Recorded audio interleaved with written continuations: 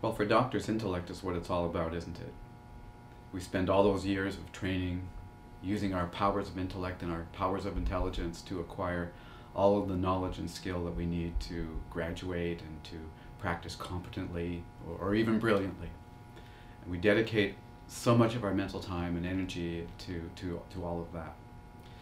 So I thought it would be useful to take a look at some of the powers of intellect that we can muster that relate to our resilience as well. We might as well take what our great strength and use it not only for the sake of our patients, but for our own sake as well. So when I think about some of the areas of intellect that I like to highlight are what I call the 3 C's. These are control, change, and choice. Control is really important to doctors, especially in their medical practice. We are put in position of being in charge, in control of the team, in control of patient care often. We write orders, not suggestions, and we expect people to follow them just the way we write them. And I do remember even this element being important with respect to resilience and stress and coping. Because I can recall one day, and this story has stayed with me over all the years since this call came to us at the Physician Health Program, from a doctor who worked in a neonatal intensive care unit, the NICU in her hospital. And she said, "When I'm at work, things run smoothly. I'm in charge of the team, I write the orders, things go well, patients are well looked after, everybody knows their role, everybody knows they're part of the team.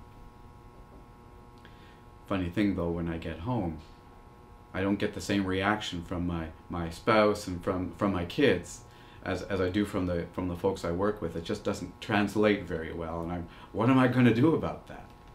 So here was a doctor who was extraordinarily well trained and knew a great deal about how to use control properly in the workplace, but had trouble making the translation back home to her relationships there, and had to get some help with learning how to modify her approach at home.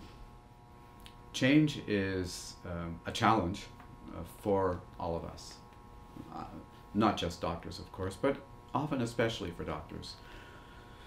We're very used to things being the way we've grown accustomed to, whether it's through the course of our training or in years at any one particular hospital. It's always tough in changing times to adapt.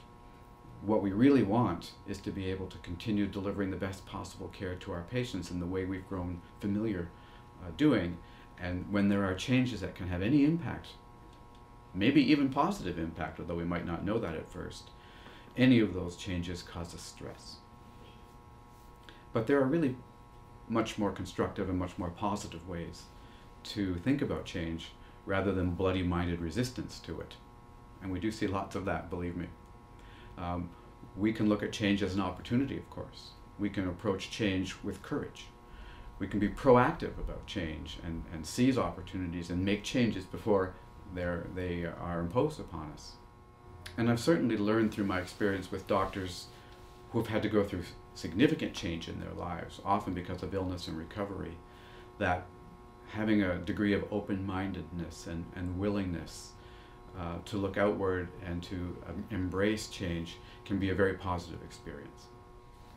So my friend and colleague David Posen has written a number of really neat books about coping and change and so on, and specifically on the subject of change, he points out to us, he reminds us that any behavior that we keep on doing once we become aware of it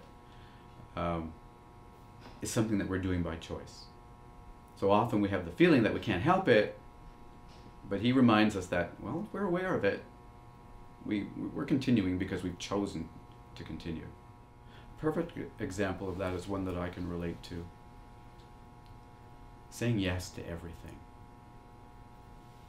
I'm often asked to speak, I'm often asked to participate in all kinds of projects.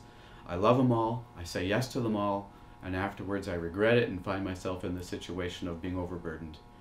But I made the choice, and I knew that I was making that choice. And I can likewise learn to make different choices.